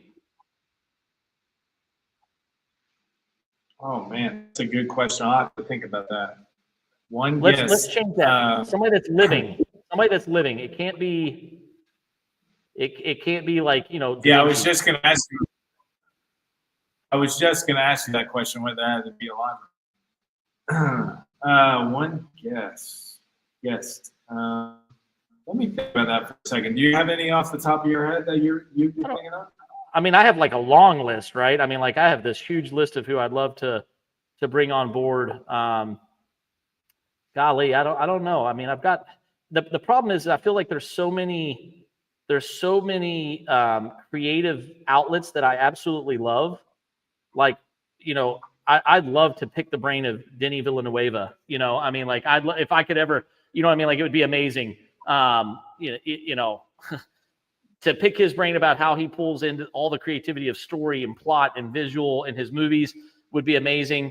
I've always wanted to meet and speak with the Kubert brothers, Andy and Adam Kubert, you know, from the comic book world. Obviously, David Mack would be one of them. Throwing that out there. I've talked to him before. Yeah. You've talked to him before? Oh, I had no idea, Chad. I'm kidding. But no, I mean, like, I think there's just so many creators out there that, you know, like I would love to talk to like Rick Rubin, you know, from the musical standpoint, just from a creativity side. I think, you know, he would be an absolute joy to talk to and discuss with. And, you know, that would be an absolute, you know, mind-blowing conversation just from a creative standpoint. So for me, it's really hard to pinpoint one, but those are a couple that I would just probably, you know, obviously Alex Ross, Todd McFarlane, you know, I would love. I'll never forget the first time I ever drew a Spawn comic book page, right? I'll never forget, because Todd McFarlane's drawing style at that time was just so different and so spectacular to me that I couldn't believe I actually got close to it. It's actually here. That drawing is here in the Academy. And so, you know, I mean, some of those things maybe those are selfish because it's nostalgia driven, but at the same time, they're just such unique creators and they change the game up that, you know, and I know they do their own live streams and they do their own talks, but to be able to have that conversation with them, I think is a game changer.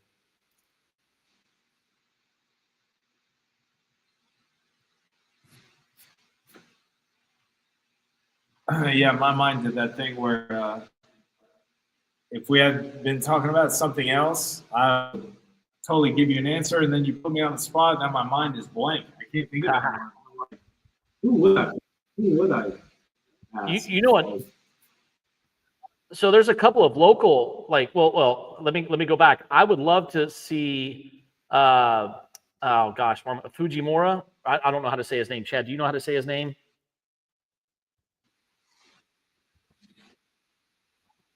Fujimura. Oh yeah. Like philosophically, Yeah. I think, oh my gosh, what a wonderful conversation to be able to talk and chat with him and see his conversational pieces. I mean, it would just be amazing. What was that? No, I disagreed with you. I totally forgot about him. That would be incredible. That would be incredible. There's a Crabgrass Comics.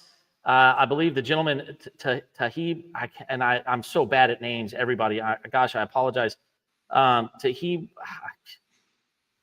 We need a producer on this show that can look things up for me and be like, Seth, you're an idiot. It's pronounced this.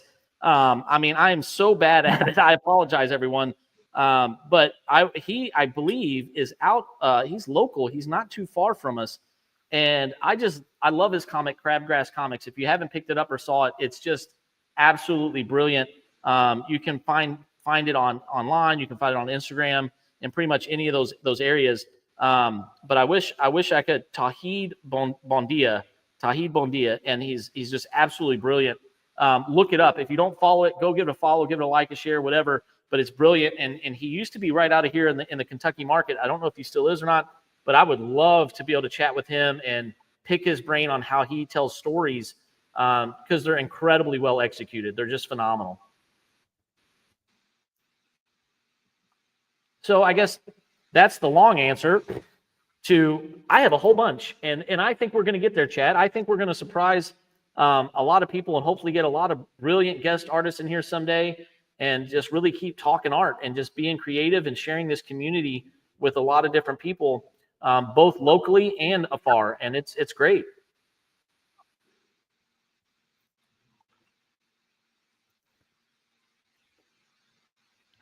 VFX time. Is it okay to ask, where are you joining us from?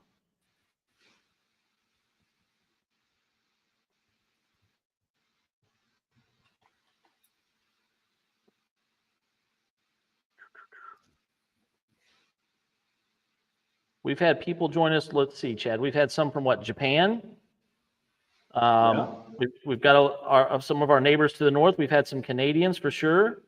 We have some that we've tracked from Latin America and South America, which has been absolutely amazing. Oh, wow. No way. We've got VFX time from Argentina. Whoa, fantastic. Yes. Shout out to Argentina. What amazing. That's amazing. Wonderful. How cool. Yeah. The VAAS community is international. We're so grateful that you're joining us all the way from there. I mean, the digital world makes it easy, right? But it's wonderful still.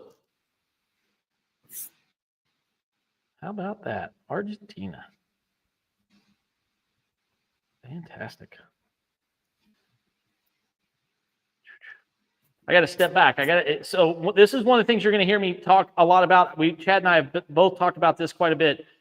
A lot of times when you're creating, you get so tight onto your piece, right? Especially like if you look at Chad and you see it there on the bottom left side of your screen, he's literally almost in his piece. He's literally so close to it because he's drawing on this large thing. I mean, it's such, what is that, like 6 feet? It's massive. He's almost living in it. And sometimes you have to step away. And right now I'm getting so into my painting, I need to step back. I need to step away from it and really see the shapes as they're coming together. Because if I don't, I'm not going to see it holistically. So here in a second, I'm going to really bounce back, really step away and see a lot of what's happening. Make sure that I'm getting this kind of going the way that I want. And I'll bring the camera with me so that you guys can see it as well. You can see it start to come to life now. Some of those shapes are starting to exist. But I need to step away and absolutely see it. We've also got VFX time that says, if I was closer, I would love to go to the Academy. Oh, and if you were closer, we'd love to have you here. But the great news is you're already part of the VAAS Academy just by joining these live streams every week with us. And it's absolutely wonderful having you on here every single week, VFX time. And again, I will forever credit the wonderful slogan of the humble wizard to VFX time, because it is. Chad knows this. Chad, is it not become one of my all-time favorite things? I think it's superb. He says it almost. It's awesome. It's superb.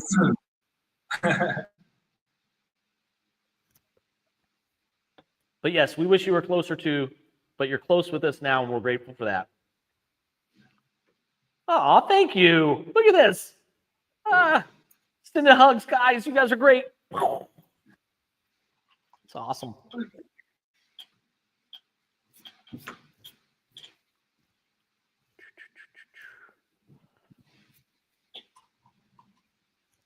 You thought of anybody you'd want to have on?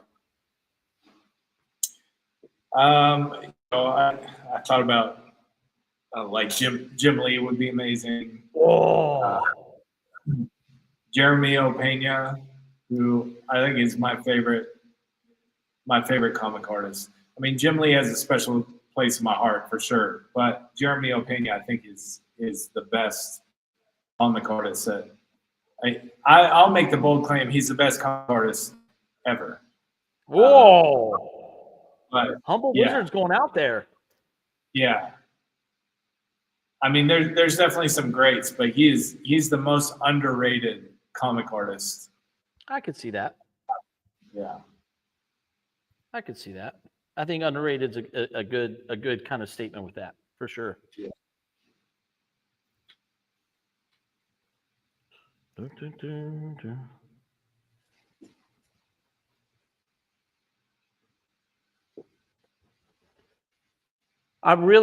So one of the things I'm looking at here, Chad, is I'm looking at this piece because I've really got to balance out these heavy darks that I'm putting in. I'm putting in some super heavy darks here, but I think it's going to be contrasted by this kind of halo effect that she has with this giant pillow. And so right now, because I'm starting with my darks, I feel very heavy, right? Very heavy on the bottom, but I think it's going to be okay. So if you're looking at this and you guys are going, man, that's a giant dark spot. It is, but I'm starting with my darkest darks first. And then I know I'm kind of planning in my mind, as we talked about a little while ago, I'm planning in my mind what those next stages look like, what those next steps are. And I know that there are going to be a lot of lighter lights plugged into this later on. And so I just got to keep in mind balance, right? I want compositional balance from my darkest darks and my lightest lights. And I'm keeping that in mind here. So I'm blocking some of these in and working them in while keeping that in my consciousness. And VFX, yeah, Seth, like that? Yes. I like kindness. I like happiness. I like people that I'm a big hug person. I think hugs are great, but I just enjoy it. And I'm so grateful for everybody's encouragement, everybody's excitement. No matter what streaming platform you're on, we're grateful for you guys. Thank you all so much. Chad says I'm a bit of a cheerleader, but that's probably true. That's probably true. That is definitely true. I think I'm more of just a positive coach.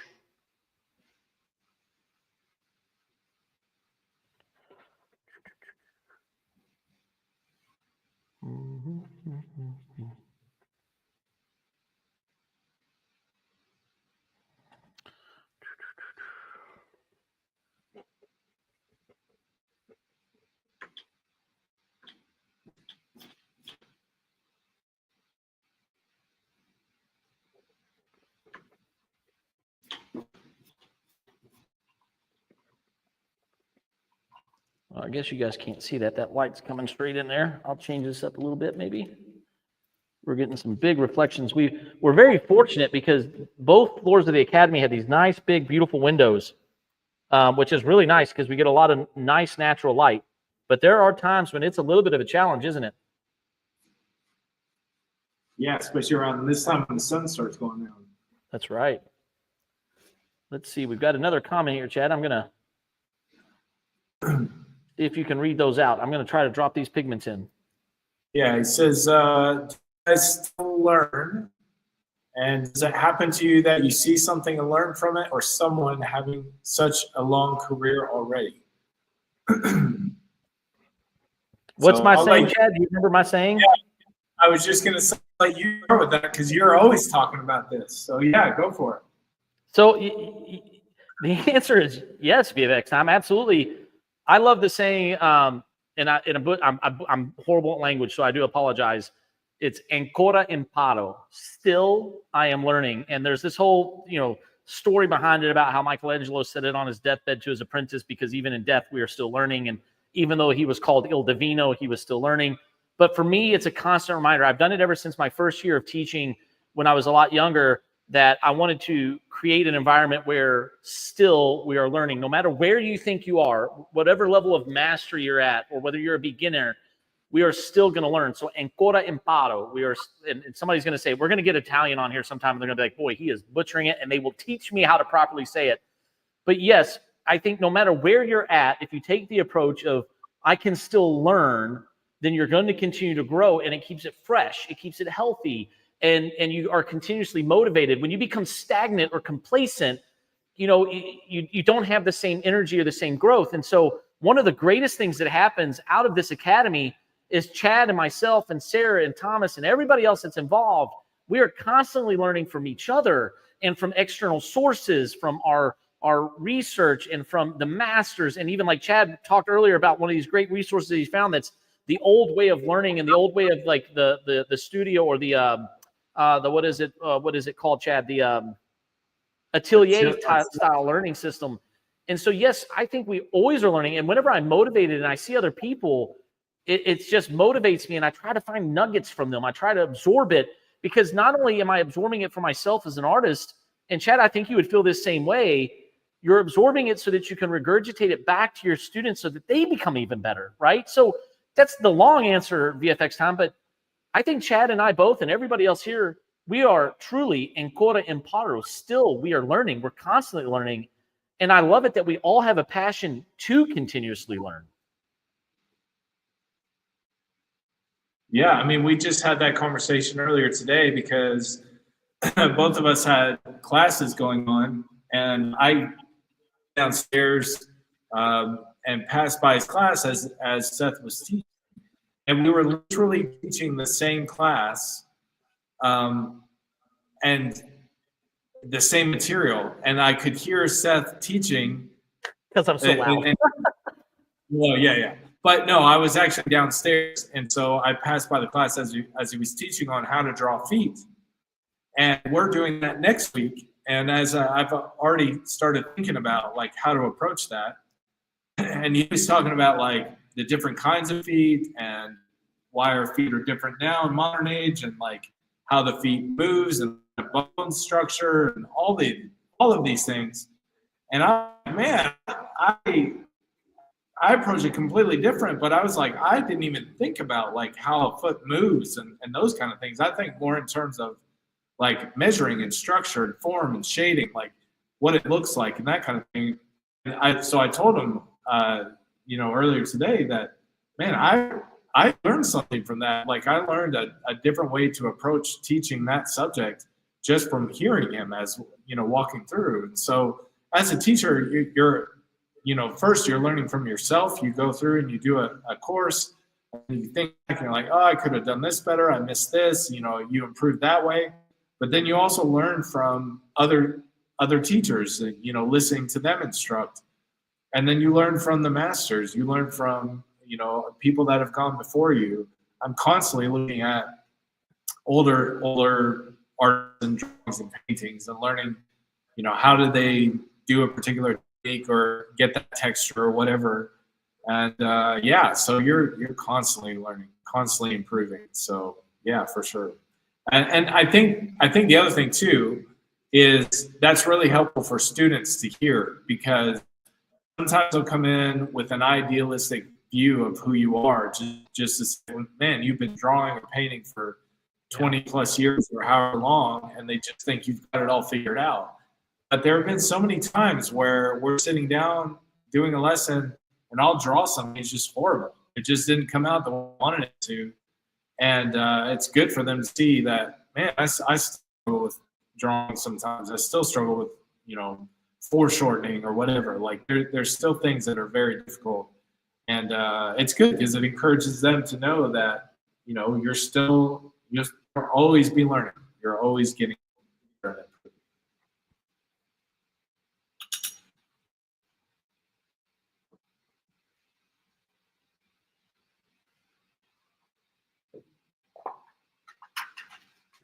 I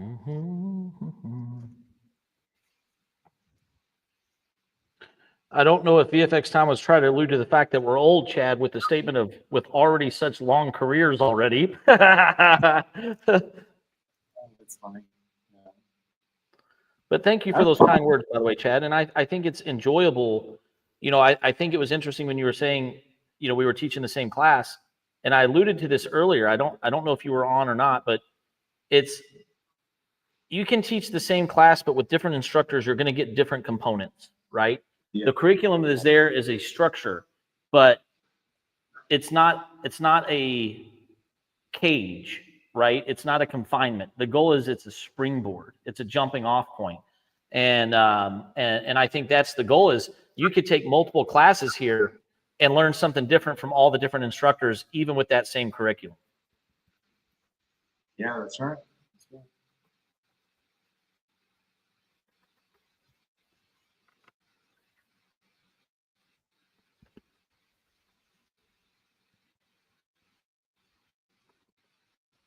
That's a t-shirt we need to make as well. We need the humble wizard, and we need just a shirt that just says Ancora Imparo. Yes. And with the VAAS logo. I need to make those happen. Yeah, that would be awesome. I would love it. Yeah. Well, what a great conversation starter. People will be like, what is that? Yeah.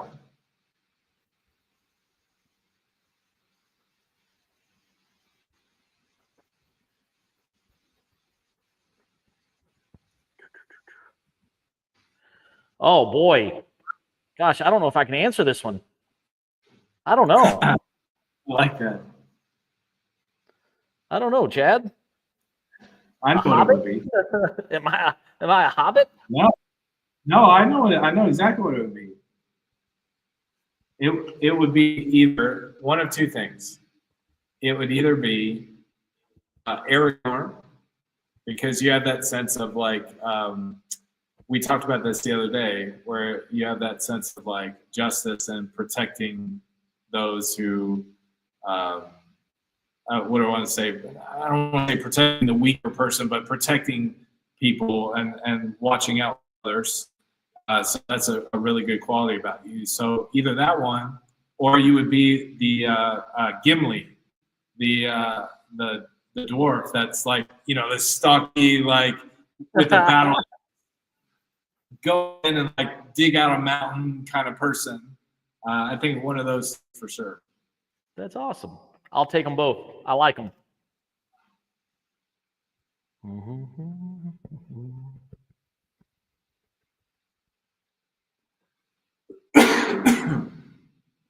I'm trying to really focus on getting these shades in here, and I'm missing a few of them. I'm not getting them exactly the way I want, but that's okay. This is my beginning stages of the grisaille, and I'll keep working it. Boom, boom, boom, boom, boom. One thing I know is I'm definitely not Legolas. I know that. I'm definitely not a light-footed elf. That's for sure. Yeah. If you want to know what VFX time, if I'll take that back. Do we have to stay in the Lord of the Rings realm or fantasy realm? Because I will say that if I were ever anything, I think it would be Wolverine, Chad. I think I would be a Wolverine. Yeah, definitely. No, VFX time. My favorite character has always been. He said, he said, I thought you would say somebody fast and agile. Well, I was an athlete. I was very fast, actually. I was very speedy back when I was a lot lighter. I'm a little bit stockier now, but my favorite character has always been Wolverine, and I have an entire huge Wolverine collection. Well, I wouldn't say huge, but I have a pretty healthy size Wolverine collection, and I've always loved the duality of Wolverine being that. I mean, he's kind of an anti-hero, but he is, but he's not. He's not like an anti-hero like Deadpool or anything like that. And thank you. I sort of have the body for Wolverine. Thank you. I used to cosplay. I have a full movie quality costume of Wolverine. If you look on our website or on some of our social, you'll see me dressed as Wolverine for one of our live drawing sessions. But I just always loved the fact, kind of what Chad was alluding to, where Wolverine was always willing to put himself in harm's way for those he loved, right? And if it was a cause that he deemed noble, whether right or wrong, he was always willing to go as far as he needed to make sure that people were protected and that the right solution or the morally right as he deemed would be good. Now, not Wolverine's not always the great equalizer, right? But I've always loved that, and especially as a kid, I always loved it. And now I have a daughter who is essentially my X23, and we have a lot of fun with that, and it's absolutely brilliant. And I don't know. I think that's always been somebody that I identified with and I've always loved. And so if we're staying outside of the fantasy realm, if we're going to comic book world, comic book realm, Wolverine is what I'd always dream of being. But I'll take Aragorn or Gimli any day, especially Aragorn, because he is the future king and he's absolutely brilliant and loyal to a fault. And he has a beautiful elf wife. And I think my wife is a beautiful elf wife. So I'm very grateful there. Yes, read many of the comics. Now, the problem is there's so many years of comics, I haven't read them all. And there are, some story arcs that I absolutely love. I was a child of the 90s, so the 90s cartoon of Wolverine was great. X-Men 97 came back out. It's brilliant. I always liked that gruff and grumbly version of Wolverine, but yet there was a softness to him. I thought it was absolutely great, and I've always enjoyed it. So, but yeah, some of the comic stories of Wolverine are absolutely brilliant.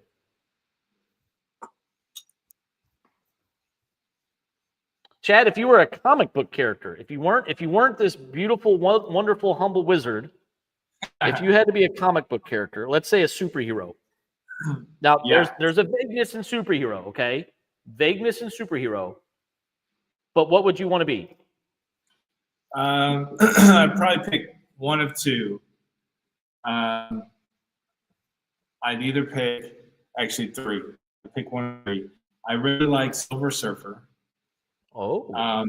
But that's not really me. I think I would either be Professor X or Doctor Strange.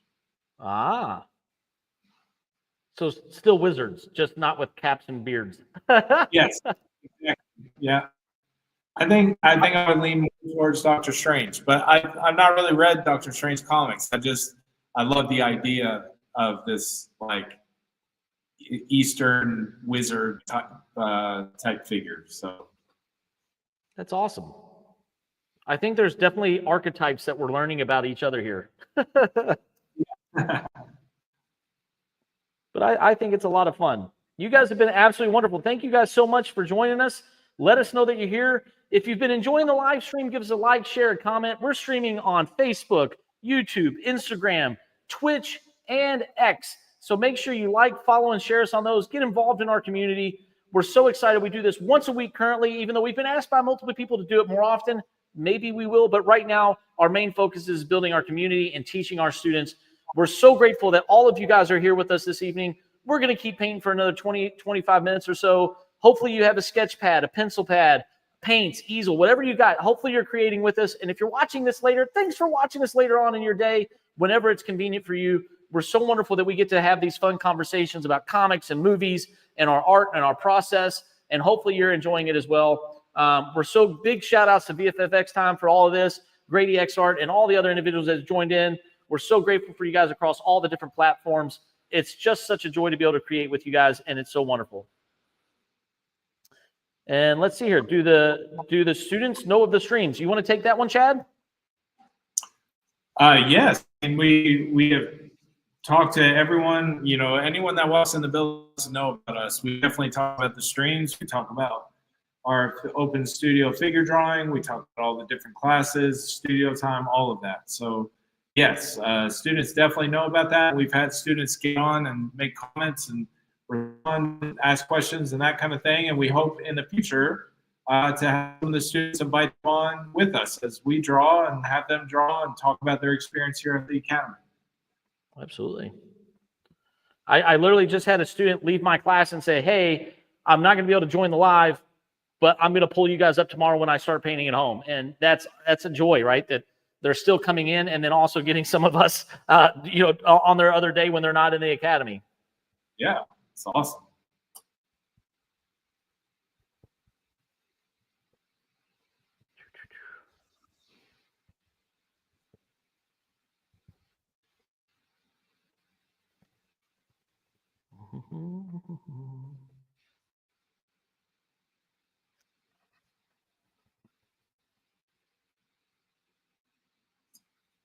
You know, one of the things that I'm incredibly excited about, Chad, is this summer with our summer art camps. Because, you know, a lot of our most of our classes only run for an hour and a half.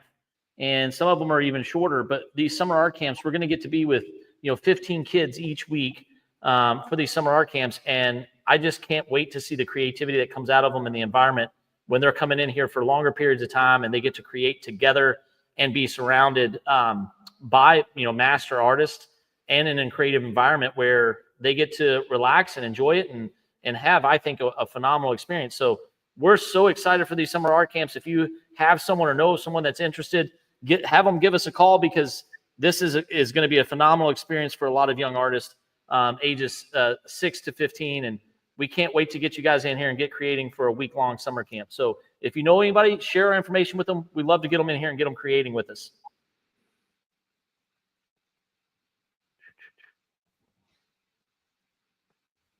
My daughter was asking more about the summer art. Was she? That's exciting. Yeah, she saw one of the pamphlets on the table out there in the lobby, and she was asking. She was like, "Yeah, so these summer art camps, what's that about?" She had no idea. So I was telling her a little bit about it, and I think she was wondering if people are going to sleep here. And I was like, "Well, no, we're not there yet where people come and stay at the actual academy, but they'll be here all day for a whole week, And so she was really interested. That's awesome. Cool. That is super cool. And I'm excited because my niece, who I don't get to see too terribly often, she's a phenomenal artist.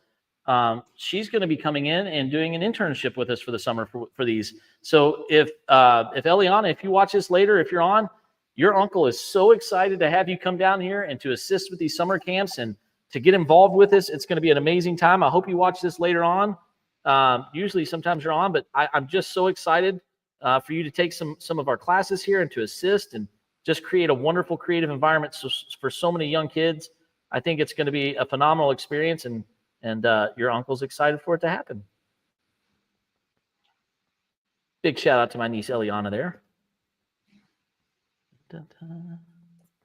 Oh, that makes me happy she was intrigued by it. I'm really glad.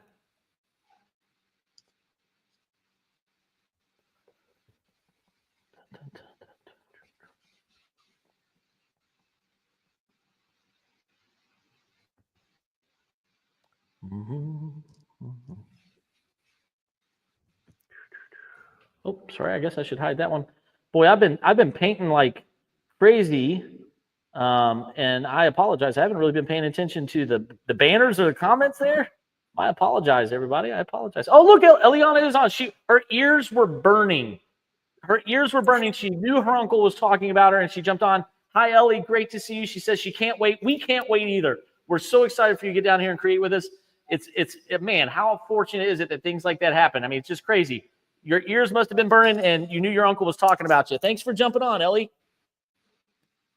As I throw my butt on the ground, everyone. Where's she watching from? I didn't see it on the Yeah, Ellie is watching on Instagram, and cool. She's watching out of Michigan, which is absolutely wonderful. So again, national presence here, guys, which is amazing. We've got Argentina, which is superb. We've got some from Japan. We've got some from Canada. Again, VAAS International is next, baby. VAAS International is next, creating worldwide. I'm teasing, of course, but we're just grateful for everybody's support, no matter where you're joining from.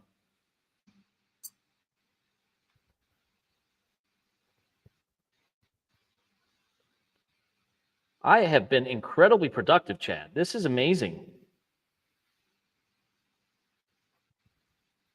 Yeah, it's looking good. You got a bunch done. Well, it's also easy to, when you know that you want to be light, right? That you want to maintain a fluid nature, that I'm being precise and yet still painterly and loose, because these are outside of my imprimatura, right? My underpainting. These are my first layers, right? These are my underlayers. And I know that I can make adjustments and changes as I go on, but I want it to be, especially this is a blanket. And so I know I want a certain level of looseness, because the surrounding objects, the sheets, the blanket, the pillow, I want those to have a loose painterly quality, because I want the most defined focal points to be refined on her face, right? I want the focal points to be her face. And so I'm going to use the highest points of contrast for that. I'm also going to really choose a nice, tighter brush stroke, if you will, to make that more refined. So I'm really excited for that. Oh, look at this, Chad. I'll let you read this one. Wow, brilliant. Seth and Chad, the color to Saturdays, unintended. Absolutely fantastic. Mm-hmm. So not to discount what you're working on right now, and you're always thinking about the next thing, but once you get done with that, what do you think is the next thing you're gonna do? Within the painting series, or Just artwork wise? Artwork wise. Well, it's really wonderful because I've been very fortunate that I've been able to paint with a lot of my classes, right? These last couple of weeks, it's really focusing on finishing some works of art, right? Taking the skills and the techniques that we've developed over the last 6-7 weeks and finishing up some artwork. So I was able to do a really fun on our live stream last week, and I got to finish it, a watercolor landscape with some pen and ink. I've been able to do some drawing, which has been really, really nice. I really want to get back to doing some of the Ragamuffins comics, Chad. I haven't done some of those in a while, and I want to do a lot of those. I also want to finish my second novel. So at some point I need to go, okay, I need to sit down and write more. I really only have about 10 to 15% left on that. But after this portrait of Everly, I want to do a portrait of my third daughter, Willow, who's 3 years old. And so after I complete those 3 portraits of the girls, I may move on to something else. But I really just wanted to focus on getting these portraits done of them at this stage in life, because it is a dream come true. Doing the Art Academy, getting to teach out of here, it's a stage of life for my family that's very unique, and it's very different. And so capturing these moments is absolutely amazing. But I think after I finish the portraits of my daughters, I'm really going to hone in on projects with my students, but then also Ragamuffins and finishing the second book in the novel series. I think that's what I've got. What about you? Nice. Well, after I finish this, and it's a great question. So, yeah, I'm working on a really large piece at home out of my garage of a portrait of my wife and I as Adam and Eve. And I'd really like to get that done. I've thought several times about bringing that in here, but it is quite large. Yeah. Where I would put it. So right now it's just staying at my house until I finish it. And if I do a show, I kind of want there to be a bit of a surprise. Right now you can come into my studio, you see all the work I'm working on. I'd love to be able to reveal a piece that no one's seen yet. So I agree with that. I might keep that at home. But yes, I want to finish this, I want to finish that one.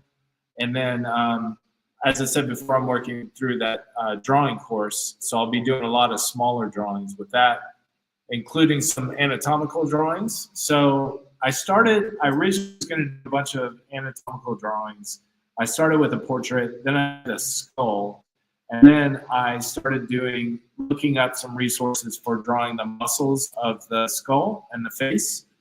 The problem that I didn't foresee that I was running into is, even though there's a lot of resources as far as, from the medical field, as far as anatomy, and that most of those are 3-dimensional renderings. And so in order to do it, you're basically drawing from someone else's model, which those 3-dimensional models are not very realistic looking.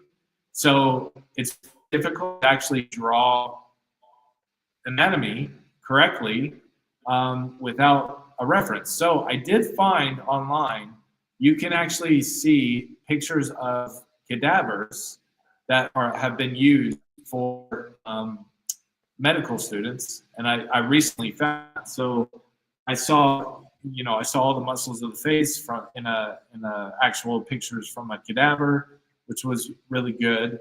But then I was like, well, how do I translate into art? So I ran into what I didn't expect to run into. I thought, well, this will be easy. I can draw the muscles, and at some point I would really like to do an anatomy course. and do it, pretty full on with all the muscles. And the other thing I didn't anticipate running into, and maybe this is just an issue with the facial muscles, but is figuring out where the insertion points of each muscle is, which seems like a minor detail, but it's actually a pretty major detail when you're drawing them, because you want to see where the muscle connects on the face. And so in order to do that, it requires a lot of research, because you can look up a specific muscle and it'll tell you where the insertion points are, but usually in medical terms. So then you have to go look up those medical terms and figure out where that particular place is on the skull.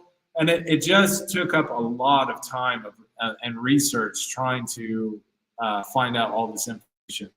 So I kind of put that on hold just a little bit, because it was a little more difficult than I had realized. It was a much bigger project than I realized it was going to be. So once I found this drawing course, I really want to focus on that, because I want to use some of that for our drawing classes. But I wanted to experience it firsthand to see how valuable it actually is. So far, I find it to be incredibly valuable. So I'm definitely going to be using a lot of that.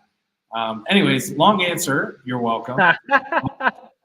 Yeah. So finish the large one at house, do those smaller drawings. And then I do want to do, I've got 2 large drawings that I want to do, and they are religious based.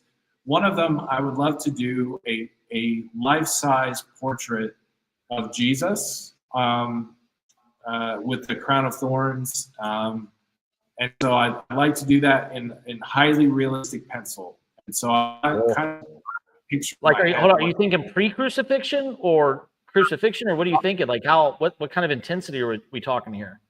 I'm thinking either pre or post crucifixion. Whoa! Wow. But of him standing, kind of either looking down to the side or kind of his head to the side, but looking straight at the viewer. Thought about that. And then the other one I want to do is a Renaissance style picture of the rise and fall of the angels. And I've got, in our garage, the wall in my garage goes up to the 2nd level. So it's actually about like 15 foot high, or a little bit bigger than that. And the paper I use comes in a large roll. And so I've thought about, doing the whole wall with paper all the way up, 15, 16 foot high, and doing like really majestic, like sky, heavenly scene towards the top, and then really dark and fiery towards the bottom. And then just really a study in figure drawing, and just do all these figures falling and ascending and really in old Renaissance style. So towards the top, you would kind of like the sun shining through these clouds and radiating out. You have all these figures around it, and have tons and tons and tons of figures. So that'll be definitely down the road a bit. But I think the next one I definitely want to do is a full body portrait of Jesus, I think, after I finish this. Boy, that's going to be powerful and exciting. Yeah, so I hope so. I hope I'm able to do that for sure. But for right now, I've got to figure out how to draw these waves.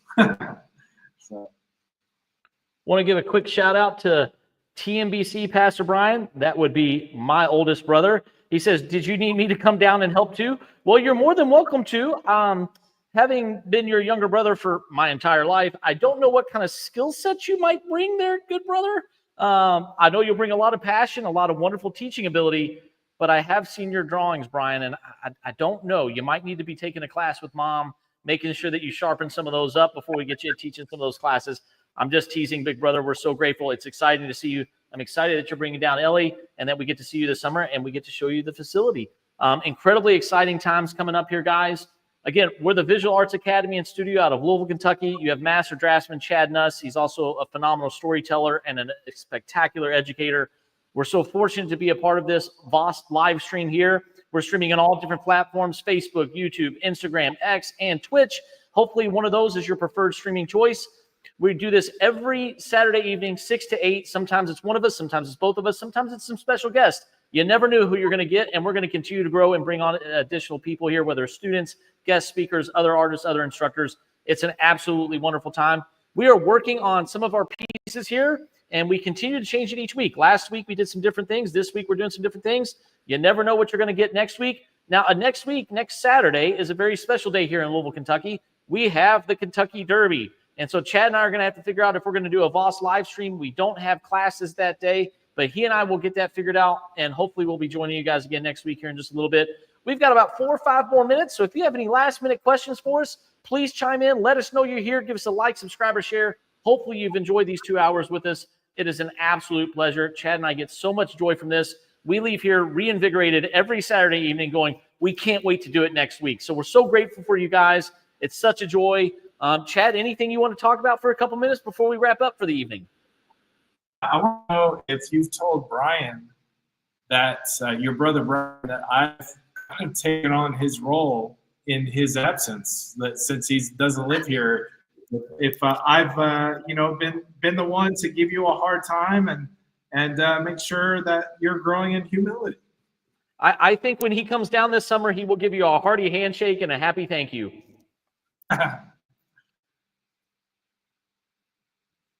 Being the youngest of 3 boys has always been an adventure. And yet, you know what's funny is yet I was always so incredibly protected and coached.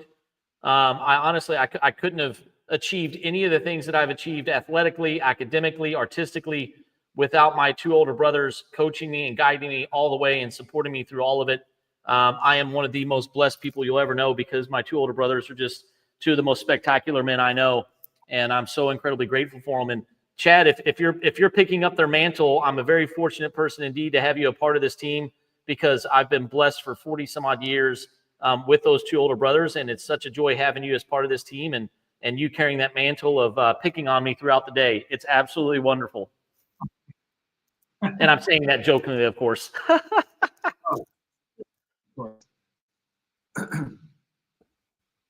And I'm excited for you and Brian to get to chat when he comes down. I know that you guys got to meet at the grand opening when they came down for that, but I'm really excited for you guys to maybe get to chat a little bit more. I'm excited for him to see some of your work, and I think he's going to just be blown away by a lot of those theological elements that are in some of your creative pieces and kind of where you're going with certain things. And I think it's going to be one of those moments where he's just really excited by it personally.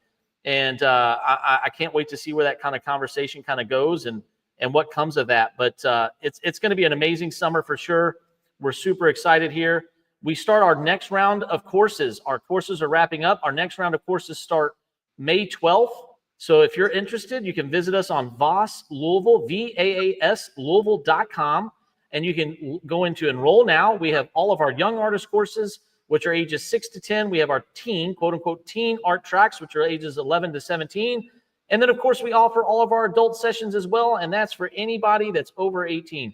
So feel free to join us for our next round of courses. We've got everything from comics and cartooning, watercolor, color pencils, drawing from reference cast. I mean, drawing 101, oils, acrylics, you name it. We provide it here at the Visual Arts Academy and Studio. And we also provide a wonderful community and a 7,200 square foot facility for you to call your home, for you to call your studio. It's such a joy. It's such a pleasure. Every week, in and out, Chad. This is what I look forward to, brother.